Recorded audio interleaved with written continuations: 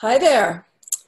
I'm Brooke with MeetRx, and today I'm going to talk to Travis Statham, who is a luminary in the carniverse. Hi, Travis. How are you? Hi, Brooke. Thanks for having me on. It's a Yeah, pleasure to be here. my pleasure. So now I'm really curious. I'd be curious about how, I see you on World Carnivore Tribe. I help moderate that tribe that you moderate. I'm one of the original moderators, yeah. Back Yes. when Sean first started World Carnivore Month in January of 2018. And he Nice. asked for some moderators, and I had been in all the other Facebook groups, and I was like, oh, I like certain parts of these groups, and I also dislike certain parts of like the way they moderate.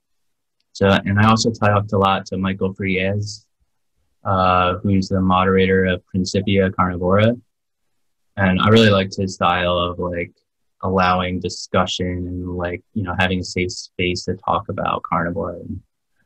And, Yeah. then I was like, someone's got to make all this information and make the pin post and be diligent and provide all the information for everyone. So I made a giant post and then I kept adding to it over the years. So if you join World Carnivore Tribe, that's like the first thing you'll see. You do a great job with that. So thank Thank you for you. that. I'm curious how you got started. So, long story because right now I'm 31.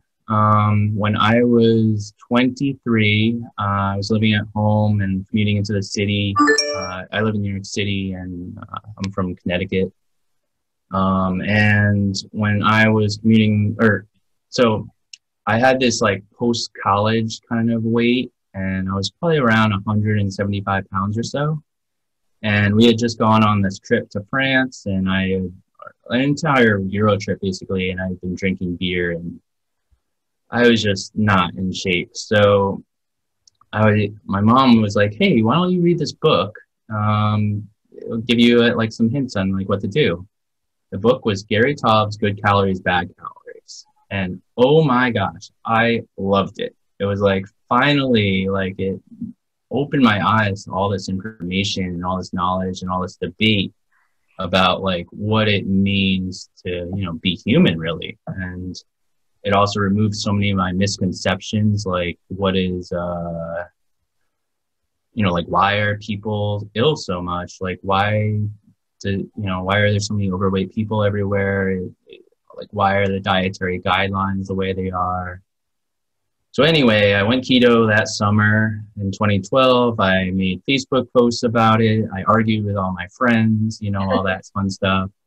And I was working in the city, and I'd go around and find keto meals every day and I'd get bunless cheeseburgers. And so I've basically been living that lifestyle for on and off because I'm young and pretty healthy. But once I got down to like my lowish weight of like 155, like that's what keto gave me. But over the years, I was adding, I would make a lot of onions and peppers and like salads and stuff and kind of add them to cheeseburgers or steaks and whatnot. But like I wasn't really sure like why I was doing it. So in 2016, I ended up reading another Gary Taubes book, The Case Against Sugar. I recommend it a lot. And I remember being up late on a red eye to California, and I just couldn't put it down. It was like 4 a.m. and I'm like, this book is awesome. I can't go to sleep. So when I got back from that trip, I was like, I really got to get back into keto and I've got to make it work. So I started looking on this website called Reddit, which is a large forum website. Anyone can join, and you join subreddits, which are basically like public groups. And when you subscribe to them, you see like a feed of all their new posts every day. So I had joined this R Science subreddit, and I was looking at all the posts, and every once in a while there's like a health topic, and I would be like, well, like I need to talk about keto in here. So I go in, and then like people say, oh, you're crazy, go away, like stop, like you know, you're totally wrong. So I was like, wow, this kind of sucks, you know, like I have like all this awesome information. I'm trying to like bring this new perspective and no one wants to hear it. So I keep puttering around there. Eventually I find another subreddit called R Keto Science. So this was built by someone else named Ash Simmons. Who's kind of like a longtime carnivore in the scene. And all it is like a subreddit where you can submit links or text posts of any kind of science or questions you have about keto. So, you know, we get about 10 posts a day about different science topics. Maybe not that many, maybe like 5. And we try and get every single like new study that comes out and post it. And then we have a safe place where we can talk about it, and we don't have to get into the same conversations where, you know, carbs are necessary and you'll die without fiber and kind of the stuff that we always go through. And so I moderated that. So after a while I was like, wow, I need like access to help this subreddit out even more. And I applied as a moderator from like the last moderator that existed on the subreddit, and he gave me access, and I was like, yay. So I completely overhauled the subreddit. I added all this new flair. Flair is a way you can tag posts and like separate it out. And then I was like, we have to make wiki pages so that we can combine all this information in one place. And, you know, there's user flair and like all these options anyway. So I must have moderated that for about 6 months to 9 months. And then in summer of 2017, someone posted a ShawnBaker video to Keto Science. So the way Keto Science works is we have a moderator queue, so we have to approve posts that come through. So I was like the first one to see it before I accepted it. And I was like, who's this guy? I need to like check out this video. I go in N equals many, and he's like talking about doing a scientific study on carnivore, not eating fiber, no vegetables. Like, I was like, what? This guy's crazy, but it's still keto, so I need to look into it. Yeah. So you know, he was saying like, you know, try carnivore, look at all these groups. You know, I'm not the first one. I was like, yeah, I guess you're not the first one. So I joined all the other Facebook groups. I joined N equals many. I was starting to input some information into it, and then I kind of got like tired of it. It's a very complicated interface, and it's like annoying to track your food every day when you just know what you're eating. But anyway, it got me interested, and I really felt comfortable like over time reading all those Facebook posts and the other Facebook groups. And then I came across our Zerocarb, which was another long existing subreddit. And Zerocarb is like another name for carnivore diet. They kind of made it, it's an offshoot from a low carb like forum website. And there was like a subtopic there called Zeroing In on Health. And then it got, they started calling it Zerocarb because low carb was like some vegetables, and then zero carb was like none or no fiber.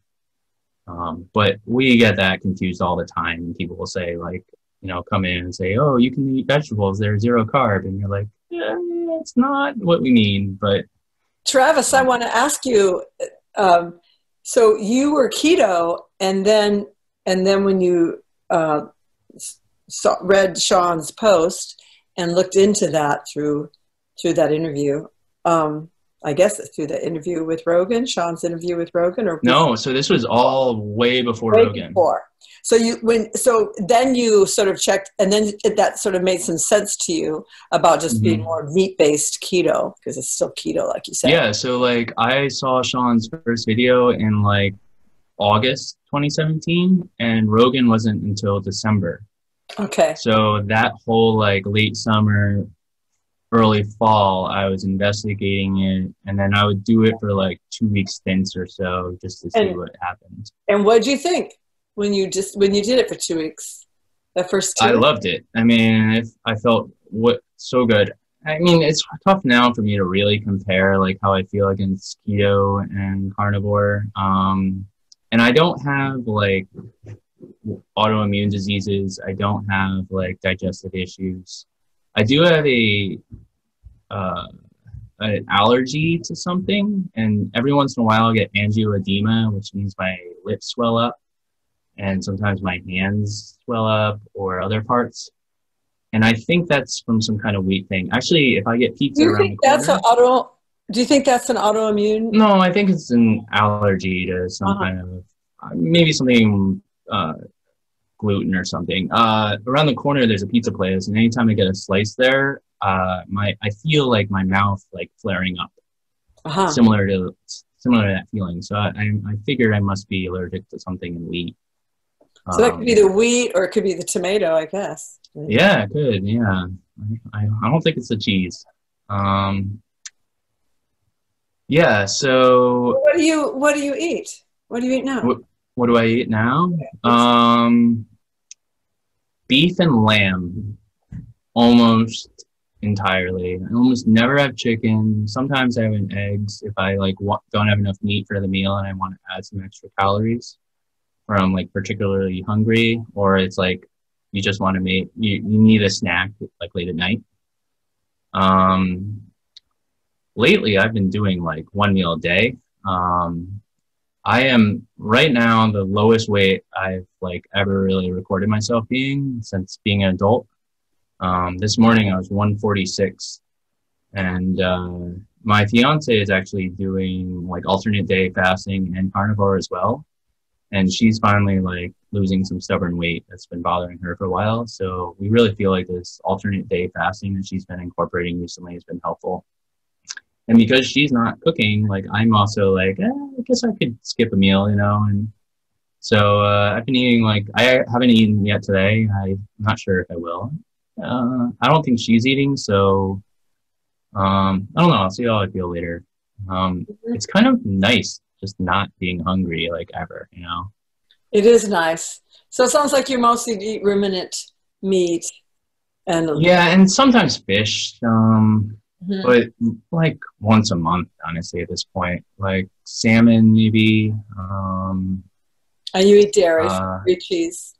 Do you eat I eat cheese? dairy. Yeah, I'm like not anti-cream, but I don't like put it really in anything. Sometimes we make like carnivore desserts out of whipped cream, and we might add like stevia or like Jello powder or something. Mhm. But honestly, that's very rare. Are you a coffee And drinker? yes, I'm a coffee drinker. And So every morning I make coffee, like 12 cups, and then I wow. put like 9 cups in here, and I just pour it out all day and work. And Um, black coffee? black, black, good light roasts. I used to like heavy roasts, and now I like really love like the ridiculous flavors in coffee. Hmm. It's like I spend a lot of money probably on coffee, and you know if you go to a coffee place here in Brooklyn, it's like $5 for like, Yeah. you know, I like getting red eyes. It's an espresso shot inside in like a regular coffee, so it adds like that much more caffeine Uh-huh. and And pizzazz. and spirits? Do you drink alcohol, spirits? Spirits, yes, I do. I pretty much was like really reliant on whiskey for the past couple of years, but literally in the last year or so, the hard seltzers have kind of become more available. Yeah, like And yeah, those are convenient. yeah, and like the Corona seltzers are 90 calories and 0 grams of carbs. And then there's 3 or 4 other varieties. There's Vizzy, which has vitamin C. So I joke, oh, that's how I get vitamin C now. Um, and then there's Bon Aviv, and White Claw is the most popular one. When White Claw first started getting big, I was like, "Ooh, wow, this is like real evidence that keto and low carb diets are becoming more popular." Yeah. And even all the beer companies now are making low carb beers. Blue Moon just made a one with 3.6 grams called like Light Sky, and The Corona Premium is pretty good. It's like 2.6 grams of carbs. Michelob Ultra is kind of like a long existing one that is kind of invented the genre, really. Because most light beers are around 5 to 8 grams of carbs per serving, and Michelob was like 2 or 3, and they really like pushed it to like the sports crowd. Not to say like, we know you're low carb, but just like, you know, if you're active and healthy, like this is what you want. So Light Sky, maybe I'll check that out. Someone needs to write out a post where everyone has the. There's actually a subreddit called Keto Drunk that is dedicated to low carb beverages. Keto Drunk. Keto Drunk, yeah. That's what we need during this COVID crisis. Yeah. We need that information. So you didn't have any terrible health issues, but your mom, your cool mom, turned you on to keto. Did she also eat keto then? Or was she? Yeah, she goes on and off. I don't know, her like resolve isn't always as strong as I want it to be, but when it is, like, she looks really good. I've been trying to get her to go carnivore for a couple of years. She even read ShawnBaker's book and loved it, loved the simplicity of it, and, like, it made a lot of sense. But I don't know. She likes like the crackers, like the low carb crackers and stuff. And also my parents have their own vegetable garden, so it's tough to like say no to those. Yeah. But on the whole, they've been eating a lot more meat. They get like a grass-fed supplier from nearby, like Walden Farms or something, I think it's called. And but anytime I go home now, either I'm like, Mom, should I bring meat? And she's like, no, I got it covered. And like, nice. Otherwise I'm like, make sure you're not making a tenderloin or something that's like too lean. I'm gonna be like starving afterwards. Good for her. You'll have to, you know, maybe show her how to make tallow. Bring her some tallow or something. Yeah, I guess so. Get her into tallow. I'm going on vacation next week with them and some other family members in Rhode Island. We're going to be probably body surfing all week.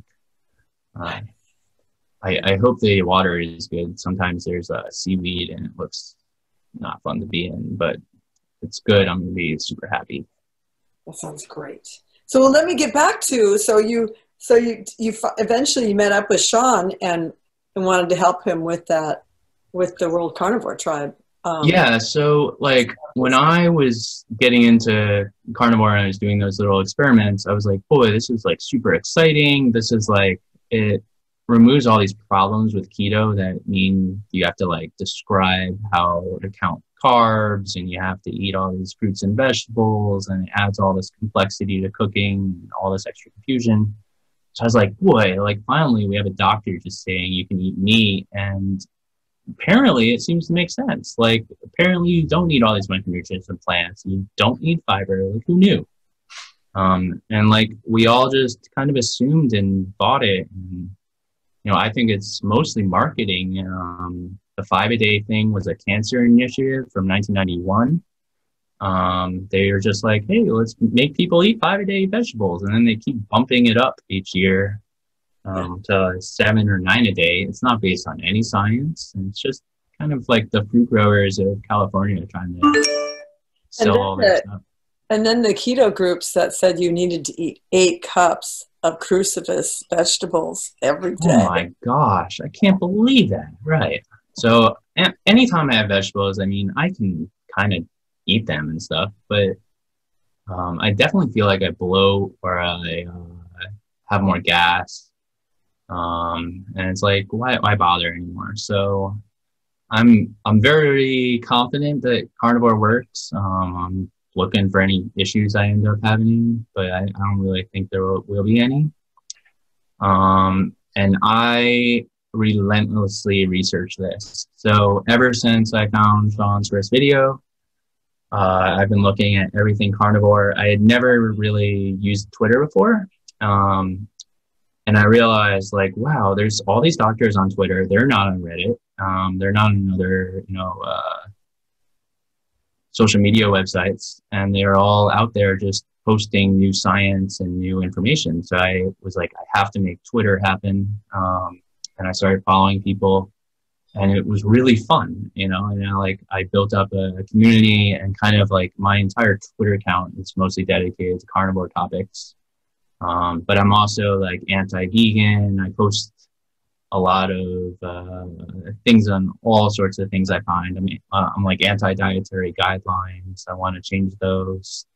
And I have like a lot of pet projects. Like if dietitians are like anti-keto or anti-carnivore, like I want to kind of expose those bad arguments so that they can change their minds, hopefully, but, lead to a bigger conversation. How can people find you on Twitter? My name is Travis_Statham. Pretty hard to ignore me. I post 10 to 20 times a day, and Okay. I try and retweet any good anecdote I find on carnivore. So any news story. I also want to build a community. So if you're putting out carnivore information on your account, I really want to follow you. Try and come across my radar. If you're out there on Twitter, like, I want to share your story too. And anytime I find like good doctors or people that I want to hear more from, I usually like send information to Shawn and be like, hey, you should interview this guy. Yeah. I saw, Dannenberg, the guy with cancer. With what kind of cancer? I think it's some blood cancer. But I don't remember right now. It's not a GBM, but he went on the podcast, and he's been using carnivore basically to keep his cancer down in remission. What's your Instagram handle? Tell everyone. It's carniway.nyc. That's CarniWay.NYC. I actually just added the .nyc today so that you can remember it's a website. And .nyc is just like .com or .net. You can even put in carnivo.com, and that also works. Oh, nice. I have two names. Well, I know that you have built a new website, a new regional website, and it sounds like sounds like you also made like a compendium of important people in the carnivorse on that website. Yeah. So down here you see like I've got a bunch of books. So I've been reading a ton of books over like the last 3 years. The number one best book was probably Count My Bread Alone by Valdemar Stephenson, the Arctic explorer who went to live with the Inuit. And that just makes it so clear, that people can live at least for 5 years on meat only. And that book really convinced me. But since then, I was like, wow, there must be all these other Arctic explorers that have also talked about this in bits and details. There must be other tribes in the Arctic that also have kind of had to survive off only meat. And it makes me wonder, like, are there, like how important are plants to the diet? Are they necessary, or are they like treats or drugs or like extra calories that are just easier to access than, animal fat, which is actually pretty rare. Like, and these days, animal fat or large ruminants have kind of disappeared off the face of the earth.